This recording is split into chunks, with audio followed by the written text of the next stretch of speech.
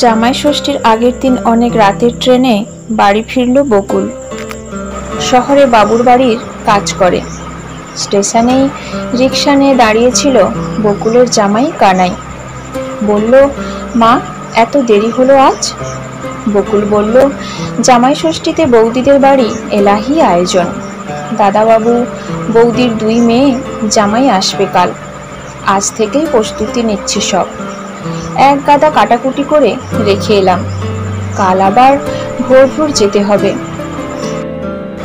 রিকশা চালিয়ে অলিগলি পেরিয়ে বকুলকে ঘরের সামনে নামিয়ে দিয়ে কানাই বলল, রুটি তরকারি পাঠিয়েছে তোমার মেয়ে, খেয়ে ঘুমিয়ে পড়ো। সারাদিন অনেক খাটনি গেছে। কাল ভোরে এসে তোমাকে স্টেশনে পৌঁছে দেবক্ষণ। বকুল বলল, না বাবা, এত ভোরে তোমাকে আর আসতে হবে না। এ পাড়ার অনেকেই তো ভোরের ট্রেনে কাজে যায়। একসাথে গল্প করতে করতে চলে যাব। আচ্ছা মা, তাহলে আসার সময় ফোন করো, আমি নিতে যাব তোমায়।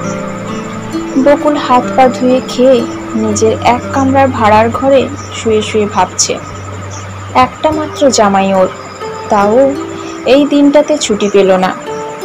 মা মরা জামাই একটু ভালো মন্দ খেতে খুব ভালোবাসে। বকুল মনে মনে ঠিক করেছে জামাই ষষ্ঠীর পরের দিন ভালো করে রেঁধে খাওয়াবে কানাইকে। ভোরের ট্রেনে সবাই বলে উঠল, কি গো বকুলদি, আজ ভোরের ট্রেনে? তুমি তো এত তাড়াতাড়ি যাও না। জামাই ষষ্ঠীর জন্য বৌদি আজ তাড়াতাড়ি যেতে বলেছে। একজন বলল, তা তুমি জামাই ষষ্ঠী করবে না? বকুল বলল, ছুটিই তো পাইনি ভাই, ফিরে করব। ফিস ফিস করে অনেকেই হোঁটা দিয়ে নানা কথা বলল। কেউ বলল, রিকশাওয়ালা জামাইয়ের আর কি জামাই ষষ্ঠী করবে। কেউ বলল, মেয়ে তো পালিয়ে বিয়ে করেছে, সে নিয়ে যা কেচ্ছা। বকুলের মনটা খারাপ হয়ে গেল। সত্যি, কানাইকে সে প্রথমে জামাই বলে কিছুতেই মেনে নিতে পারেনি। উচ্চ মাধ্যমিক পরীক্ষার পর শহরে কাজ করা গোপালের সাথে বকুলের মেয়ের বিয়ে পাকা করে ফেলেছিল, কিন্তু বাদ সেধেছিল মেয়ে নিজেই। মায়ের পা ধরে কেঁদে বলেছিল কানাইকে সে ভালোবাসে, তাকেই সে বিয়ে করতে চায়। নিজের লেখাপড়া জানা মেয়ের সাথে একজন রিক্সা চালকের কখনোই বিয়ে দিতে চায়নি বকুল। সে মেয়েকে সাফ জানিয়ে দেয়, ভালো টাকা মাইনে পাওয়া গোপালকেই বিয়ে করতে হবে টগরকে। কিন্তু মেয়ে টগর মায়ের সিদ্ধান্ত মানতে না পেরে পালিয়ে বিয়ে করে কানাইকে। এ বিয়েতে খুব দুঃখ পায় বকুল। বাপ হারা মেয়েটাকে অনেক কষ্ট করে লেখাপড়া শিখিয়ে মানুষ করেছিল সে। কানাই এসে বকুলের কাছে ক্ষমা চেয়েছিল, কিন্তু বকুল মেয়েকে চিৎকার করে বলেছিল, বাপ গরিব ছিল, এখন তুই ওই গরিব ঘরেই পচে মর। তার কয়েক মাস পর বকুল অসুস্থ হলে কানাই যখন নাওয়া খাওয়া ছেড়ে হাসপাতাল বাড়ি করে শাশুড়িকে সুস্থ করে বাড়ি নিয়ে আসে, তখন বকুল বোঝে তার মেয়ে মানুষ চিনতে ভুল করেনি। টগর বিয়ের পরেও কলেজে পড়ে। কানাই নিজে রিকশায় করে বউকে কলেজে পৌঁছে দিয়ে আসে। পাড়ার লোক বাচ্চা নেওয়ার কথা বললে কানাই বলে, টগরের পড়া শেষ হোক, তারপর চিন্তা ভাবনা করব। অথচ বকুল দেখতে পায় যে গোপালের সাথে মেয়ের বিয়ে ঠিক করেছিল তার বউ অন্তঃসত্ত্বা অবস্থায় শহরে বকুলদের সাথে কাজে যায়। প্রায় কাঁদে আর বলে, নেশা করে গোপাল সব টাকা উড়িয়ে দেয়।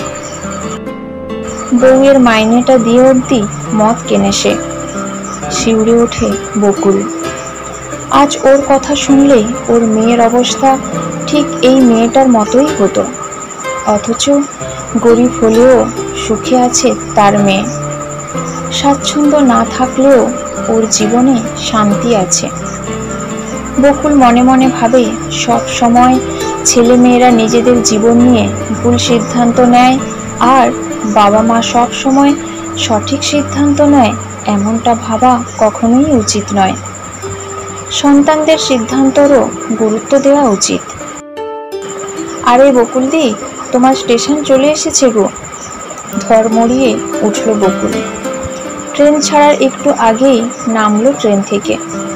ভাবনার সাগরে একেবারে ডুবে গিয়েছিল সে। আর একটু হলেই পরের স্টেশনে চলে যেত। স্বপ্না বৌদির বাড়ি দীর্ঘ 8 বছর কাজ করছে বকুল। খুবই স্নেহ করে ওকে বৌদি। তাই কানাই বারবার কাজ ছেড়ে দেওয়ার কথা বললে বকুল বলে, যতদিন দাদাবাবু বৌদি আছে কাজ করি, তারপর ছেড়ে দেব। তাছাড়া কাজ করলে তাও তো 2 টাকা হাতে আসে। একটার পর একটা রান্নার কাজে লেগে পড়ল বকুল। কত রকম ভাজাভুজি, ভেটকি পাতুরি, সর্ষে ইলিশ, মালাইকারি, চিকেন কারি, মটন কষা, আরো কত রকম পদ। বৌদি ঠায় দাঁড়িয়ে দাঁড়িয়ে রান্নার পদ্ধতি বলে দিচ্ছে বকুলকে। বকুল বলছে, বৌদি শরীর খারাপ তোমার, ঘরে গিয়ে বিশ্রাম নাও, আমি করে দিচ্ছি। স্বপ্না বৌদি বারবার বলছে, তা হয় না, আমার মেয়ে জামাইরা এতদিন পর আসছে বলে কথা। স্বপ্না বৌদি বকুল দুজনেই না খেয়ে আছে, ষষ্ঠীর উপোস। বকুল বলল, কত দূর দিদিমণিরা? স্বপ্না বৌদি বলল, ফোনই ধরে না ওরা। বকুল জানে স্বপ্না বৌদির মেয়েরা বাবা মায়ের ফোন ধরার সময় পায় না, এত ব্যস্ত। অসুস্থ মানুষটা যে এত সময় না খেয়ে আছে সে খেয়াল নেই মেয়েদের। হঠাৎ ঝমঝমিয়ে বেজে উঠল বকুলের ফোন। অপর প্রান্ত থেকে শোনা গেল কানাইয়ের গলা, মা উপোস করে থাকবেন না কিন্তু, তোমার শরীর ভালো থাকে না, এখনই মিষ্টি শরবত কিছু খেয়ে নাও। স্বপ্না বৌদি দীর্ঘশ্বাস ফেলে বলল, ধন্যী মেয়ে তুই বকুল, ভাগ্য করে জামাই পেয়েছিস। স্বপ্না বৌদির মেয়েরা এক রাশ বিরক্তি নিয়ে ঘরে ঢুকল। মা ঘরগুলোতে এখনো এসি নেই, আমাদের খুব কষ্ট হয়, এই জন্য আসতে ইচ্ছে করে না। বসেই তারা মশগুল হয়ে পড়ল নিজেদের ফোন নিয়ে। মা খেয়েছে কিনা এটার কথা কারোর মনেই পড়ল না। বকুল বলল, বৌদি তাড়াতাড়ি ফোঁটা দিয়ে একটু শরবত খেয়ে ওষুধ খাও। বকুল স্বপ্না বৌদির মেয়ে জামাইদের খাওয়ার থালা সুন্দর করে সাজিয়ে দিল। এক জামাই বলল, তোমরা কেন এত আনহেলদি খাবার বানাও বলো দেখি, আমরা এসব খাই না। স্বপ্না বৌদি অপরাধীর মতো মুখ করে বলল, বাবা একদিন খাও না হয় এসব, কাল থেকে অত কষ্ট করে করা আয়োজন, অথচ মেয়ে জামাই কাউকে ভক্তি করে খেতে দেখল না বকুল। মনে হলো খেতে হয় তাই খাচ্ছে। বকুলের মনটা ভারী খারাপ হয়ে গেল এসব দেখে।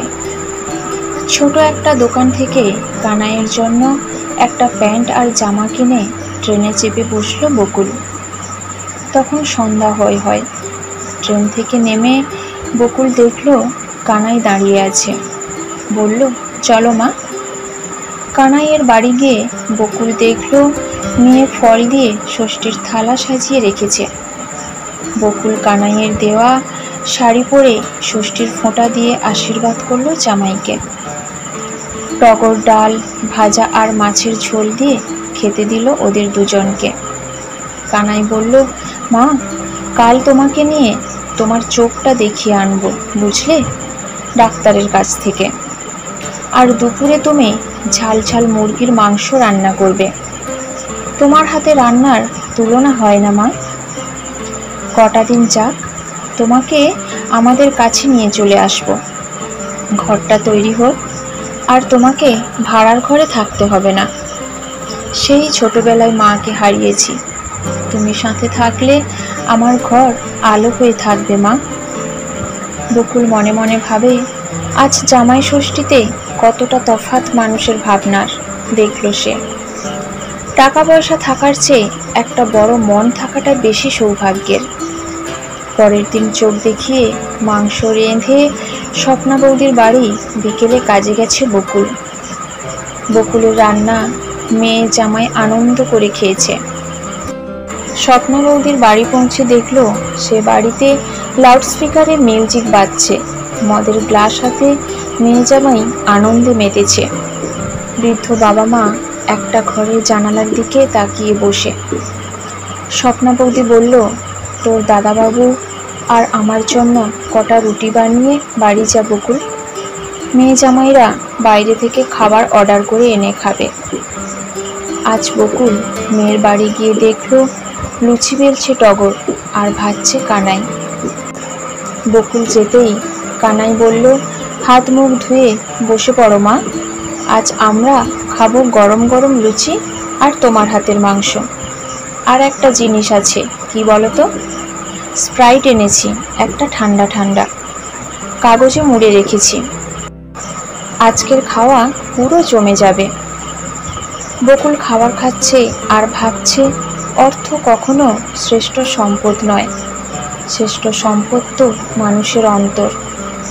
কানাই খেতে খেতে বলেই চলেছে, বুঝলেন মা, রাজমিস্ত্রির লেবারের কাজ করে 2000 টাকা পেয়েছি। আমরা 3 জন এবার পুরীতে ঘুরতে যাব। জগন্নাথ দেবকে দর্শন করার স্বাদ ছিল না তোমার মা? এবার ঠিক পূরণ হবে।